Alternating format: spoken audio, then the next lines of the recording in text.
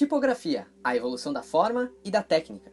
A origem do termo tipografia provém do grego, onde tipo significa marca ou impressão, e soma-se ao termo grafê, que significa escrita.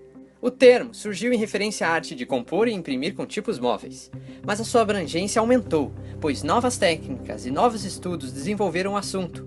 Hoje, o termo refere-se ao conjunto de caracteres, estilos, formato, tamanho e arranjo visual que constituem a composição de textos utilizados em um projeto gráfico, seja ele impresso ou não. Mas a questão é como esses caracteres evoluíram e alcançaram a diversidade que temos hoje? Tudo começou na pré-história. O ser humano precisava comunicar seus pensamentos para poder cooperar com seus semelhantes, e assim ter uma vida em grupo mais confortável e segura. Aos poucos, começou a desenvolver naturalmente sistemas de linguagem por gestos, e depois pela fala aperfeiçoada, o que permitiu expressar pensamentos, sentimentos e conhecimento.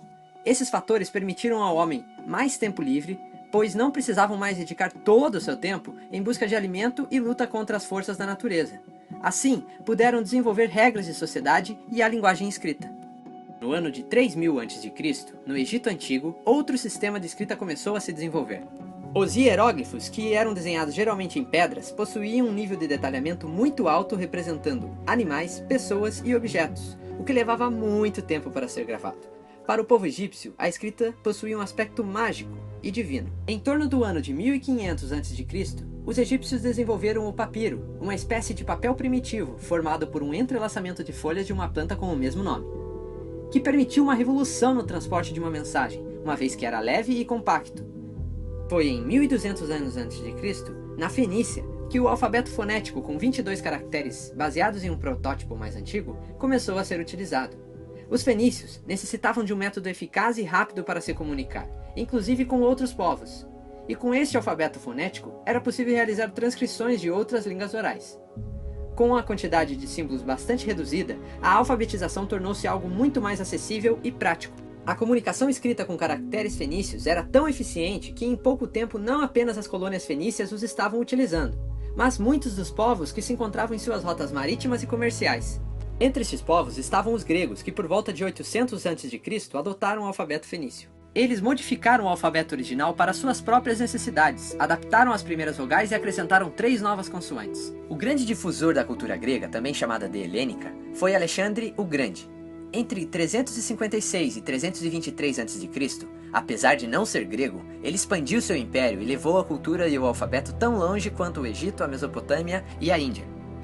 Contudo, foi outro império, o romano, onde encontramos as mais antigas versões do nosso alfabeto moderno. Assim como os gregos emprestaram e adaptaram o alfabeto fenício, os romanos emprestaram e adaptaram o alfabeto grego, no início da sua expansão. Com uma política de conquistar os territórios vizinhos para expandir seus domínios, os romanos ampliaram sua influência por toda a Europa, Inglaterra, Golfo Persa e norte da África. As inscrições romanas nas colunas e pedras tinham uma característica jamais vista até então, a serifa, pequenas extensões nas extremidades do traço de uma letra. Com a queda do Império Romano em 476 depois de Cristo, a instituição que prevaleceu e unificou os povos foi a Igreja. Durante a Idade Média, a Igreja mantinha mosteiros espalhados pela Europa com monges chamados copistas, especialistas responsáveis por copiar a Bíblia e textos antigos em pergaminhos e rolos de papiro.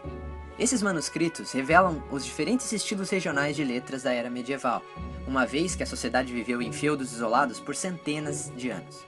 Por volta do ano de 1400, na Alemanha, em uma cidade chamada de Moguntia, hoje conhecida como Mainz, nascia Johann Gans Fleisch, ou após a adoção do nome materno, Johann Gutenberg, como ficou mais conhecido. Um competente artesão e fundidor de metais que desde 1438 trabalhava em um método de impressão de livros. Gutenberg criou uma técnica revolucionária que consistia em fundir tipos de metal em peças únicas, que variavam na largura, porém mantinham uma altura constante. Estes eram unidos compondo as páginas ou colunas no caixilho de paginação, também chamado de rama, uma moldura retangular de ferro que era entintada com uma tinta especialmente desenvolvida e prensada contra o papel, utilizando uma adaptação da prensa de esmagar uvas. Uma página, após montada, podia imprimir centenas de folhas iguais, que depois seriam encadernadas. Deste modo, Gutenberg solucionou os detalhes que tornaram a impressão um processo de reprodução viável. Assim, nasceu a mais importante invenção do segundo milênio, a imprensa. As letras escolhidas por Gutenberg tinham o objetivo de imitar o máximo possível um manuscrito copiado à mão por um escriba. Esse tipo de letra ficou conhecido como black letter ou letras negras, e é considerada a primeira fonte, termo que vem do latim fundere e significa fundir. Na tipografia, uma fonte é um conjunto completo de todos os caracteres, incluindo maiúsculas, minúsculas, números e sinais em um único tamanho de tipo. O método de impressão com tipos móveis fez tanto sucesso que em apenas 50 anos, mais de 1000 impressores surgiram e se espalharam por toda a Europa, produzindo livros com tiragens de 200 a 1000 exemplares. Esta geração de tipos pode ser classificada como estilo antigo, ou Old Style, que começou com os tipos venezianos, unindo capitulares romanas, minúsculas carolíngias e numerais indo-arábicos. Logo evoluíram para os tipos franco-aldinos e atingiram seu ápice com os tipos anglo-holandeses. Após este período, surgem os tipos transicionais, que introduzem o estilo moderno, com suas serifas finas e retas, um alto contraste entre os traços das hastes e um enfoque racionalista e não mais caligráfico. A revolução da indústria no começo do século XIX ressaltou a necessidade de tipos para divulgação e venda.